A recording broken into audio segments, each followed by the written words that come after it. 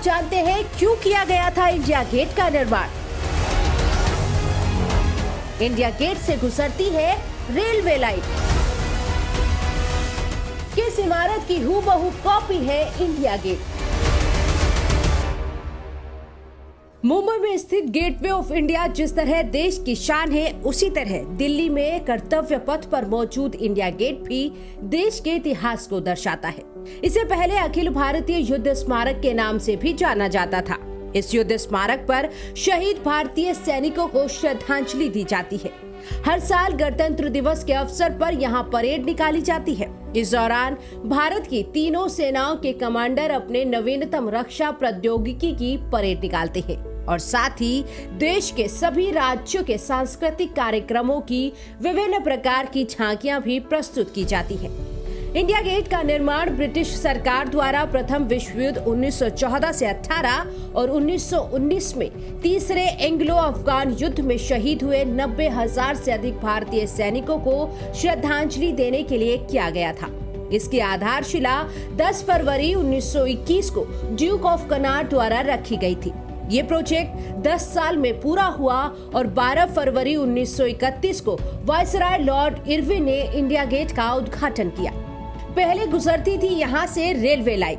आज जहाँ पर इंडिया गेट है, पहले वहाँ से रेलवे लाइन गुजरती थी। साल 1920 तक पुरानी दिल्ली रेलवे स्टेशन पूरे शहर का एकमात्र रेलवे स्टेशन हुआ करता था।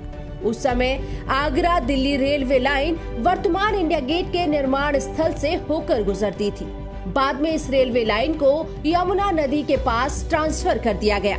जब साल 1924 में ये मार्ग शुरू हुआ, तब इस स्मारक स्थल का निर्माण कार्य शुरू हो सका।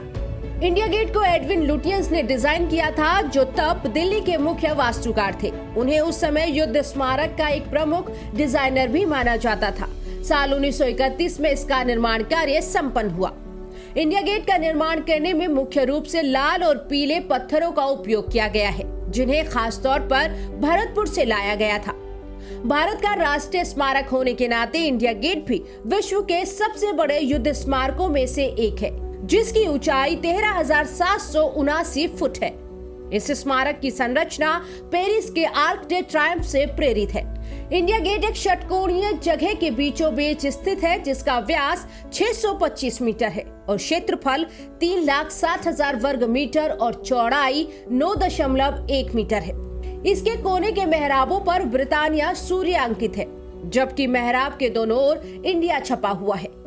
जब इंडिया गेट बनकर तैयार हुआ था, तब इसके सामने जॉर्ज पंचम की एक मूर्ति लगी हुई थी, जिसे बाद में अंग्रेजी राज्य की अन्य मूर्तियों के साथ कोरोनेशन पार्क में स्थापित कर दिया गया। इस स्मारक में साल 1919 में हुए अफगान युद्ध के दौरान पश्चिमोत्तर सीमांत से शहीद हुए 13,516 से अधिक ब्रिटिश और भारतीय सैनिकों के नाम छपे हुए हैं। इस स्मारक को 10 साल बाद तत्कालीन वायसराय लॉर्ड इरविन ने राष्ट्र को समर्पित किया था।